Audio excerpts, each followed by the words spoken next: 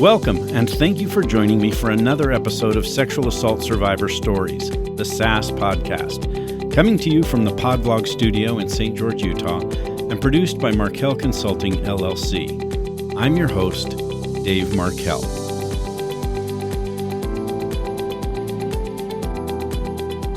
Hi, everyone.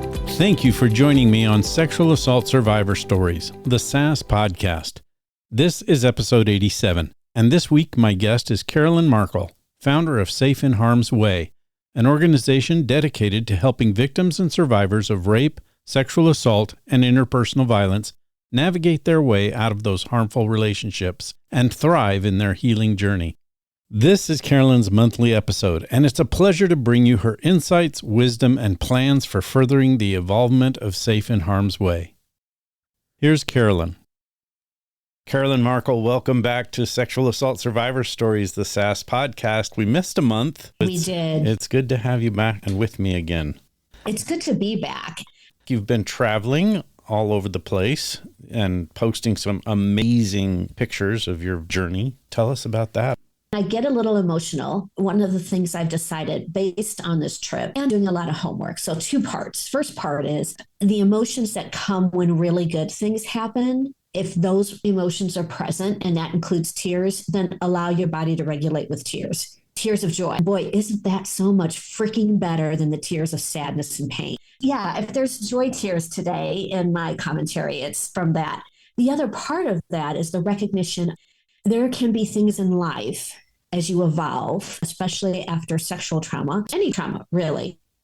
Sometimes there's moments where what you're doing reminds your body of the before or of the event. Mm-hmm. So I'd love to talk about both those things today because I discovered that in my travel. And whether it's travel or whether it's just regular everyday life or it's your work situation, there's a lot of good things that we can talk about with regulating your body in those experiences. So would that be an okay Let's topic go for there. us to- Absolutely. I would love for you to guide us through that. I love live music and I will travel to see it. I specifically love the Dave Matthews Band. I love all live music, but I really love the Dave Matthews Band. That's my wheelhouse. Foo Fighters, my wheelhouse. I'll travel to see them. Red Hot Chili Peppers, I'll travel to see them. So Dave Matthews Band was doing a European tour. The last time they did a European tour was in 2019. I didn't get to go. It's always been a goal. Like if I could figure it out, could I country hop to follow this band? So when the European tour was announced, I got messages from my friends who live in the cities that Dave Matthews Band was going to be playing. And the messages said, hey, are you coming to Europe to see him? And if you do, A, would you stay with me? And B, would you let me go to the concert with you? Wow. Isn't it nice to get those type of invitations instead of having to say, hey, can I come stay with you? They're saying, hey, are you coming and will you stay with me? Exactly. I love that.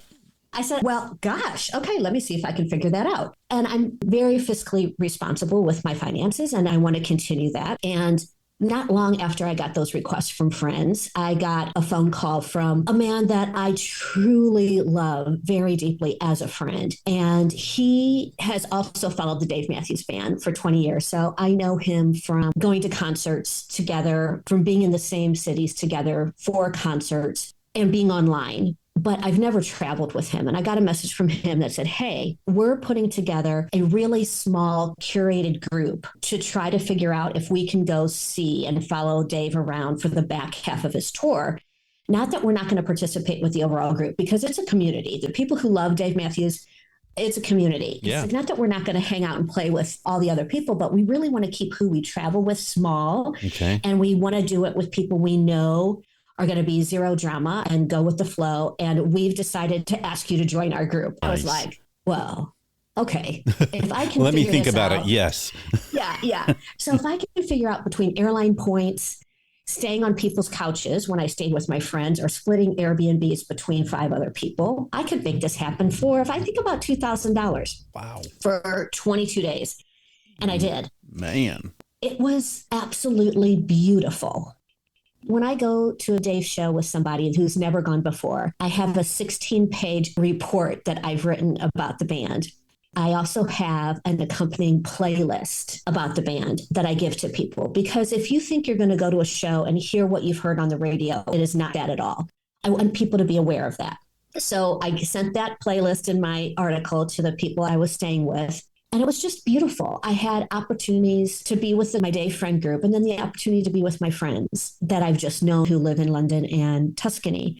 The beauty of that is where the first little inklings of stuff as a survivor start to come up. And that's, who do I think I am to leave for 3 weeks and travel around Europe? Who do you think you are? How many times have we as survivors heard that from people who claim to love us and really didn't? Yeah. In their actions. Right. And keeping us small, dimming our light. It's a lot of where our work at safeandharmsway.org you can find. We have campaigns that are called Feeling Small, Hidden Monsters, because people look to the outside world like it's perfection and they're really not. So that inner voice sometimes still stays with me. Like, who do you think you are? And my God, what would people think if I took off for Europe for 3 weeks? And so as a survivor, that starts to feel weird in our bodies. It makes us second guess ourselves. Right. I call it skin itchy, makes my skin itch. And so I thought, you know what? I have an opportunity to do this. I'm going to be big, bold, and unapologetic in my life of after. And if you don't like it, then you're not my people. Carolyn, that is so strong and powerful. I love that you just said that. Thank you. And it's hard. It's hard to actually act in that, because what happens is you realize that there are people you've kept in your life, even through all your phases of healing, that still can't hold your hand and walk with you to the next level that you bring in your healing. And as survivors, we've already given up so many people we thought we loved. So when we start to be big, bold, and unapologetic in our healing, we're going to lose some other people along the way. And we have to be okay with that. Yeah, and one thing that I say to people all the time, it's a take on a quote that's sometimes been attributed to Mae West, sometime to Francine Baker. I will never be everyone's cup of tea, but I will be someone's double shot of whiskey. And I like to add, or the most perfect latte, because some people don't like their whiskey. But I will always be someone's double shot of whiskey or most perfect latte. And that's where I want to play. And once I started making those decisions, I have kept the most amazing people in my life. And there's no harm, no foul. It doesn't have to be like we are having a friend breakup. It just can be a nice separation, slow and steady. At this point, maybe they can in their own journey at another time. But at the point where you're at, they can't hold your hand to the next level. The best people take their place. So what I had in that experience, even though I've known Ariana, who I stayed with in Tuscany, and Joe and Gideon, who I stayed with in London, even though I've known them, each of them, for 8 to 10 years, they're still humans. There was one point during the concert, and Ariana had never seen the band before, that she just grabbed me and she said, Carolyn, watch them play. They love each other. They love each other. I feel like I'm in love with them because they love each other. And I was like, yeah, isn't it cool? And she arranged this whole wine tasting with her friends to meet me. Wow. And she created an opportunity for me to meet her family. That love is something that is beautiful to take forward. That's the kind of people who take the place. Again, no harm, no foul of the people who can't go forward with you on your journey. Right. But when you allow other people to fill those spaces, you get so much joy. The same thing with Joe and Gideon in London. They took me every place in their neighborhood to show me where their kids went to school, to show me how they spend their days. Joe had her family over, her dad and her brother over to meet me, took me to meet her friends, had friends stop by to meet me. They made all the food that I would love to have in London. Sarah Coleman, who didn't go to shows with me, but she is the illustrator for thelastimsorry.com, which is our first campaign that we premiered in Times Square. She did all the illustrations. She took the train an hour and a half to come see me in London and spend the day with me. Hands down, I think the best first friend date I've ever had. Stellar human. What I did every day was something I learned. When beautiful things like that happen as survivors, we don't know how to accept it very easily. There's still this point of, this is beautiful, but could it turn around and bite me? Because we've had that. Yeah, because we've experienced things turning around and biting us. Yeah. Exactly. So there's 2 things that I discovered in reading. When I went back to get my trauma certification to do the work at Safe and Harm's Way, learn about your body, and even through my own therapy, EMDR, and the limbic system controls your nervous system, controls how it functions, controls how it fires. So I was having everyday conversations with my limbic system saying, you know what? I'm safe. This is what healthy feels like. And I would use EMDR and I would tap that in. I crossed my hands over my chest and I tap each shoulder with the opposite hand. And I would say, hey, body, hey, brain, this is what it feels like in safe friends. This is what it feels like in safe love. This is what it feels like. And so remember this and know that I can seek this out and know that I am safe right now. Because if we don't talk to our body, we can still feel dysregulated. Our brains are the most perfectly functioning thing. I'm thinking about going back to school for brain anatomy. I'm so intrigued by how marvelous our brains are. And it has run patterns automatically in the background, us ever since we were born. And the brain pattern says, we need to be safe. I'm running this pattern. And when you historically have not been safe, your brain runs the pattern to keep you safe. And not safe in this instance is new love. So you have to take the new love and create safe in your body. Does that make sense? Let me pause there because I'm on a rant. I feel like I'm a gospel hour preacher and I need to drop an hallelujah because I'm getting so passionate about what am I saying that you think is good or bad, Dave? I think all of it's good. I wanted to jump in about 14 times and I didn't because you keep going on this path that I think every time you start a new sentence, there's more meat added onto those bones of what are we going to do to heal? I'm like you. I'm just fascinated by the brain.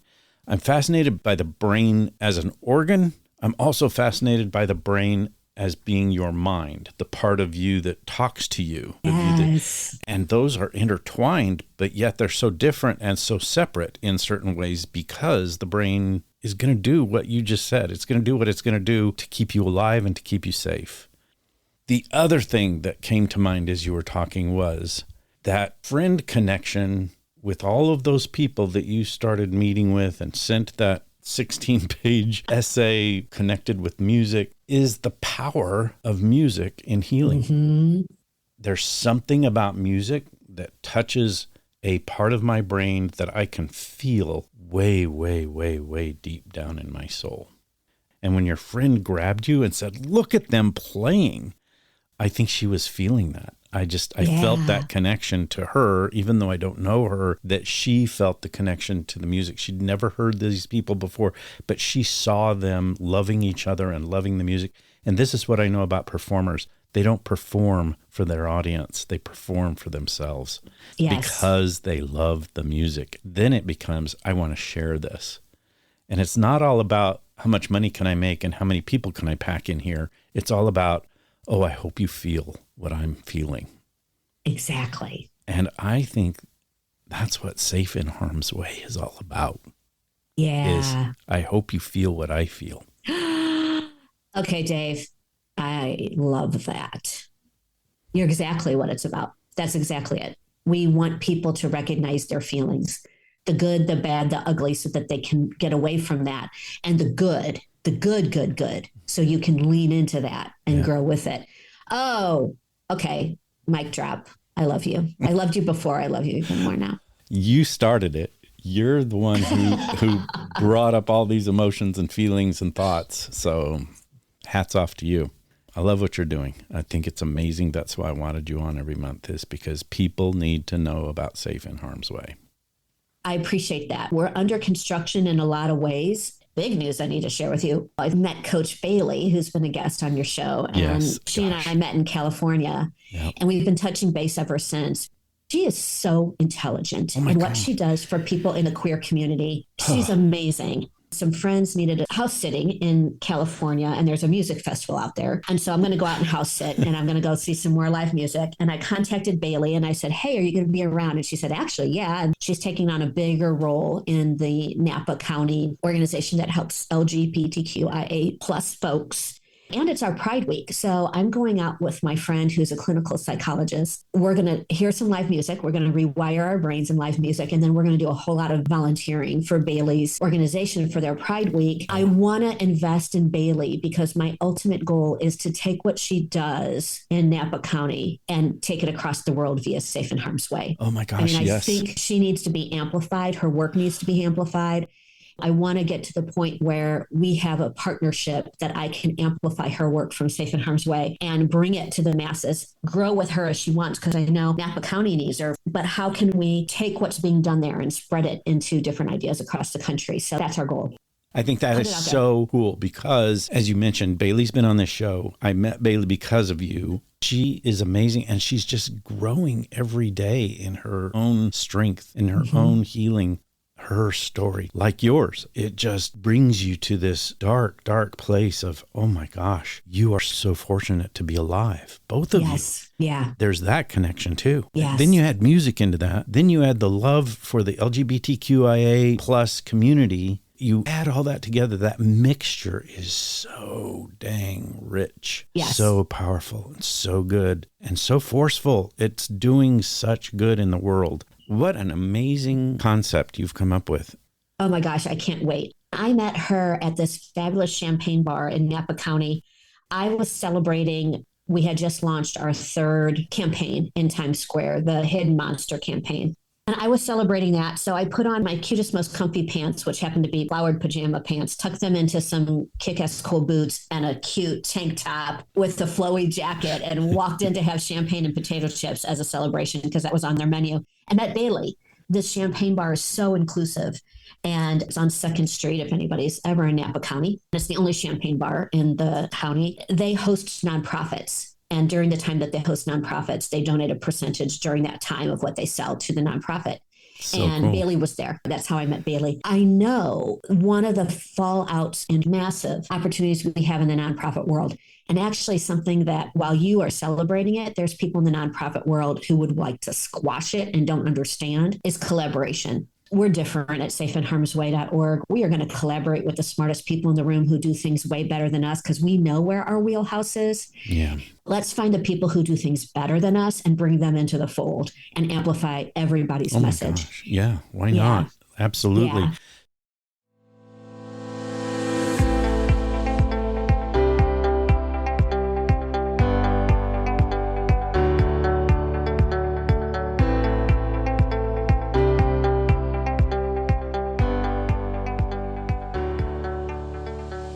Hey, SAS listeners, I have an important concern I want to bring to your attention if you aren't aware of it already. A member of our SAS family, Cassie Nicholas, is in desperate need of your financial assistance. In mid-April, while Cassie was driving her car, the engine overheated and the car started on fire. The car and almost all of Cassie's personal belongings were completely destroyed in that fire.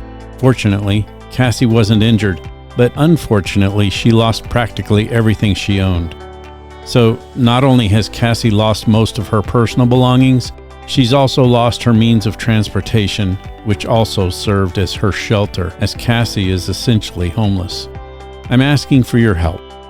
Cassie needs a substantial amount of financial assistance to purchase a vehicle which can not only provide her with her daily transportation needs, but would also serve as her home. Ideally, Cassie needs to purchase a camper van or have one donated to her. She also needs to replace basic personal necessities and clothing. A friend of Cassie's has started a GoFundMe campaign to help Cassie raise the money she needs. If you or someone you know could help Cassie with a substantial donation, please consider supporting her by visiting her GoFundMe page, where you can learn more about her current situation and offer your assistance. You'll find a link to that page in the episode notes for this episode. I also encourage you to listen to Cassie's episodes on this show, episodes 36 and 81, where you'll hear of her compassion and resilience firsthand. Let's come together as a community and lift Cassie up during this difficult time. Thank you for your help.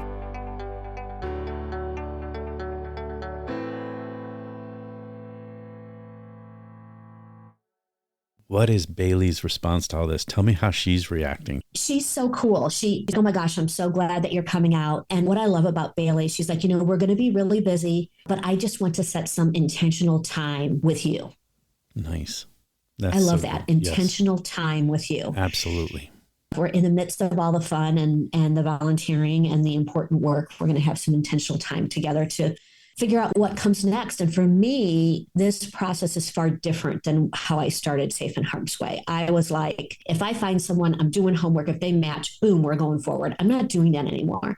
I am taking my time to get to know people because what I've discovered is while my gut is accurate, if I rush, then my gut misses tiny little things where we are not aligned. I can't afford, with as big as we've grown, to make those kinds of mistakes. There's nothing about Bailey in this year and a half that I've spent getting to know her that gives me any little wince. But I want to honor her process, and I want to do so with intentionality. That just takes time. And that's such a powerful word, intentionality, and I know her wanting to spend some intentional time with you. I think that's where what you're talking about, what she's saying, her cognizant executive functioning part of her brain saying, I need to spend time with you. To me, that's where new neuropaths are built, where Amen. You guys get to have that intentional time. Where are our connecting points? What are we going to do to make each other more powerful and make each other heal, and then spread that to the world? Exactly. Yeah. Feels pretty good. Yeah. Awesome.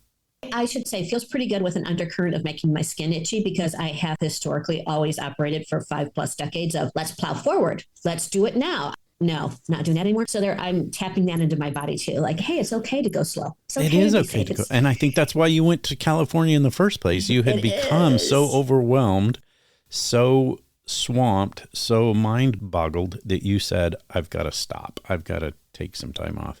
And then that serendipitous moment of meeting Bailey, and you've made me think I need to have Bailey back on the show now, because I want to get her input on this too. I'll be out there next week for a week. So I'll leave on Thursday and come back the following Thursday. Awesome. Tell her I said hi. I will. Yeah, so that was the big boldness of travel was perfect. And as we talked about, healing those neural pathways, being big, bold, and unapologetic, and knowing that might mean you lose people along the way, but you're going to bring in people who you are their double shot of whiskey or their most perfect latte. And it also was healing from the standpoint of the relationships that I know I want in my life. And from that, I mean, as from a dating pattern, from what kind of man do I want in my life? If I decide to be dating curious, what kind of woman do I want in my life? And I have a running list of the attributes that I would want in a life partner. And I work on those every day. I find examples. So one of them, for example, is deeply loved and tender moments. I want that.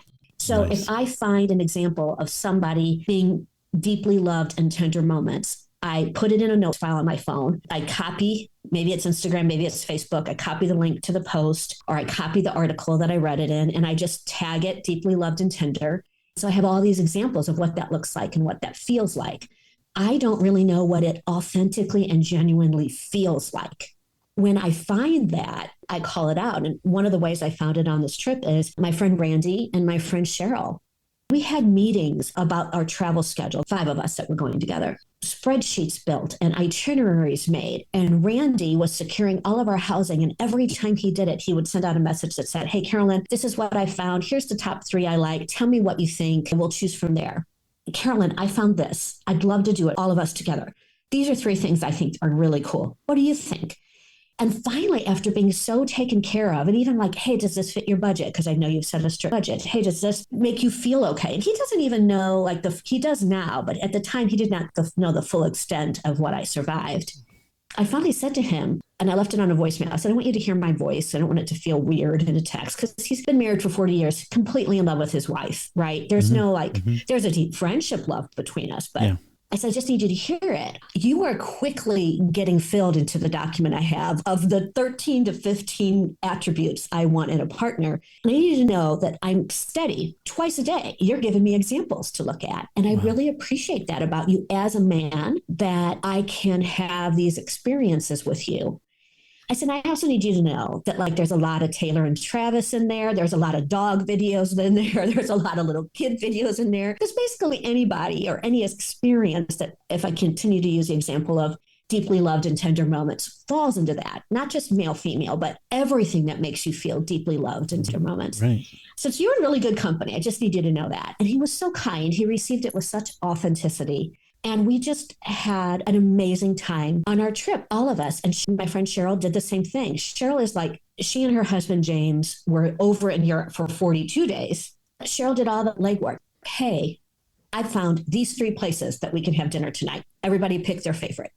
hey, I found this recipe at this restaurant, and I understand this is where we need to go to have octopus. We're going. I've made the reservation. Just taking care. That's how she shows her love. That kind of example is amazing. So I got to have these kinds of examples that allowed my body to know what it feels like and the attributes I want ultimately in a lifelong lover or partner. And that was beautiful. And it was also an epiphany of, wow, when you don't feel like you know what that is, there are actually active ways in the world to find them, to let your body know they exist. Wow. Because sometimes as survivors, at least with the people I work and most people who I've talked to, they don't even know where to turn to see or know what that feels like. Right.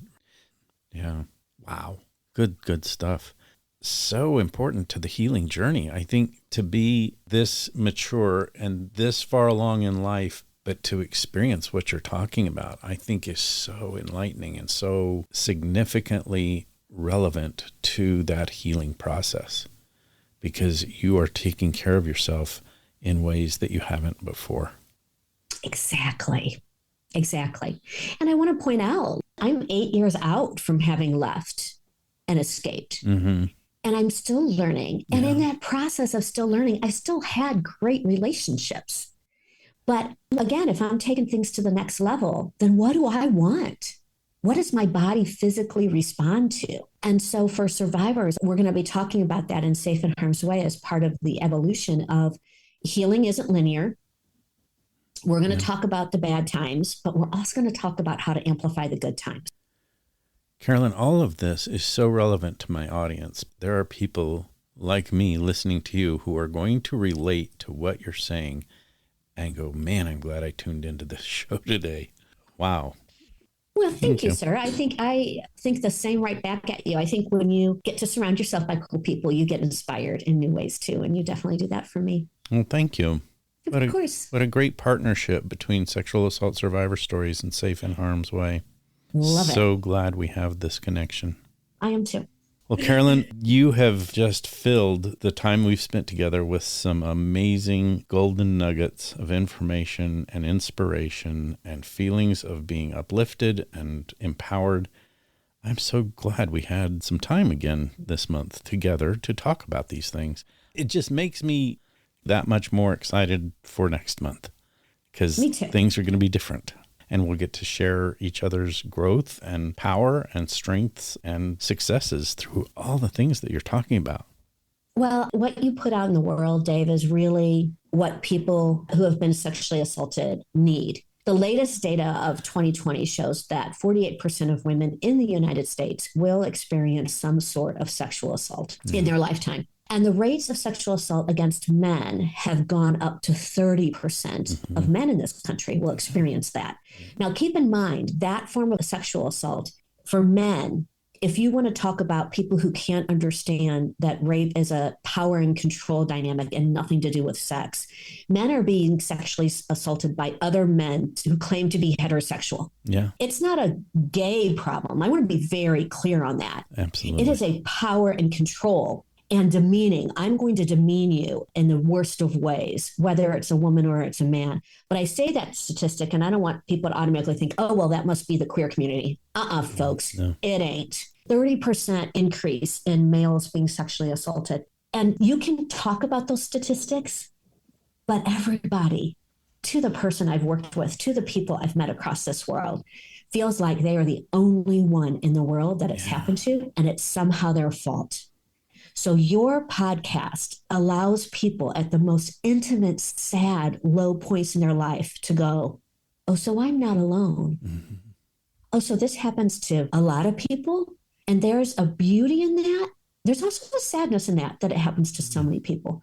But for people who need to know that you are not alone, what you do with your podcast sets people on a healing journey. Because once you know you're not alone, you can start to get your footing. And you can start the process of finding community and seeking help. You do a beautiful thing in this world. So thank you, sir, for how you do it. Thank you for saying that. And you're absolutely right. I've just in the last month or two started getting inundated with emails and texts from people who are saying exactly what you're saying. Oh my gosh, I am so glad I found this podcast. I am so glad I have found a community that I can relate to, because I did feel so alone. I did feel like that I was the only one. You're spot on with saying that, Carolyn. Instead of feeling alone, they're listening to episode after episode after episode of people who are experiencing things that, even if the details are different, the commonalities are there in what it is to be victimized by somebody through rape or sexual assault. It's healing to hear other people and to be a part of this community. So I appreciate those words, and I appreciate what you're doing. And it's why I want you on this show, is because people need to know that there is a way out. Some people that are listening are still in those abusive and assaultive relationships and are looking for not only that community and camaraderie of I'm not the only one, but also a way out. And so I point to Safe in Harm's Way and say, here it is. Go to this site, find out what you need to find out, use the resources that are there, because that's what Safe in Harm's Way is all about. Yep. Yeah. It's such a vital part. And what I love about you and I doing a monthly show is that people can know they're not alone. And then you and I can come over the top every month and say, and here's some good tricks about healing. And here's what it feels like when you're doing healing. And here's how you can talk to your friends, family, and coworkers about it. Right. And here's all the nuances of the tiny little next step, which is my firm belief in how Safe and Harmless Way is devised, is escape when you need to escape. But if you don't know how, then take your time to plan it. And you'll be so much better. And if you start to feel yourself, you'll have more courage to figure it out, because it is a dangerous time to leave. And yeah, I was just going to say, and you'll be safer if you take the time to plan it out correctly and do the things that you need to do to protect yourself during that escape process. Right. Yeah. And I think we hedge the bets on being okay that way. I was talking with a woman that we helped, and she said, I will never forget when we were having our discussion and you said, if I asked you to leave now, would you? And she said, no. And I said, I'm not going to ask you to leave now. Yeah. I'm going to ask you to start putting things in place. I'm going to ask you to start seeking out safety. I am going to ask you that if you have to lie in order to get out and be safe, that you go ahead and lie, because now's the time to do it. And I'm just going to ask you to take the steps. Maybe it's 1 a day, maybe it's 2 a day, but just start taking the steps to plan your exit. Because right now you have no plan and you will have nowhere to go, and you will end up back versus staying gone. Yeah. And she said, and it took me months, but all I kept doing, and in my voice, is hearing you say, just do 1 or 2 things a day. Yeah. That's where I think people can really start to understand the dynamics of how unsafe it is, and how you can also build community and plan in order to hedge your bets for yourself, your children, and your pets. Right. And that's why I love the title of your organization. It says it right there. You need to be safe in harm's way. Right. Make sure that you have that plan for yourself, for your loved ones, for your pets, to have the money you need, to have the place to go, to have the wherewithal to stay hidden and unapproachable by the person who's been assaulting or abusing you. Do those things. Get those things in order. Yep. Yeah. So thank you for the opportunity. Thank you for the platform to talk about it. And thank you for the work you do. Well, thank you. It works both ways. I appreciate you. Thanks for emphasizing the things that you're emphasizing. Thanks for the reach that you are enabling to make those connections with people like Bailey, myself, and others in this community who are there to help. You're just a powerhouse, and I appreciate you. Well, I'm going to give a little tease that maybe we can talk about for our next time, because I have a meeting on Monday with an expert in the field that has actually helped pass legislation across the country that deals specifically with navigating the court system when you have children and an abuser. She's an expert in that. She's somebody that I would trust with our community, and we're going to talk on Monday about how to bring her message to the masses at Safe in Harm's Way. One way I know I won the lottery, I did share 0 children and 0 pets with the man I left. That is a lottery that I didn't know at the time was worthy of the win. And that is actually the biggest form of secondary abuse when people try to leave, is having to navigate those issues with their former spouse. So the person that I'm talking with on Monday is going to bring her expertise, fingers crossed, in a very big way to the community at Safe in Harm's Way regularly. Looking forward to that. Yeah. Yeah, we will have so much to talk about next month. Love it. Me too. All right. Thank you, Carolyn. Thank you, sir. We'll talk again soon. That does it for another episode of Sexual Assault Survivor Stories, the SAS podcast. It's always a pleasure and an insightful experience to have Carolyn Markel with me each month to keep you all appraised of what's going on in the world of Safe in Harm's Way. Thank you, Carolyn. And for those of you who are listening, thank you for being here. I appreciate that you're part of the SAS audience, and I want to ask again that you share this episode and the podcast with everyone you know. The growth of this show is what it means to help bring justice to victims and survivors. So please share this podcast. Another way you can help bring justice to victims and survivors is to start by believing when it comes to listening to and providing support for victims and survivors, because we all know someone whose life has been impacted by rape or sexual assault. Thank you for your loyalty and your support in helping this podcast grow. We'll see you next week.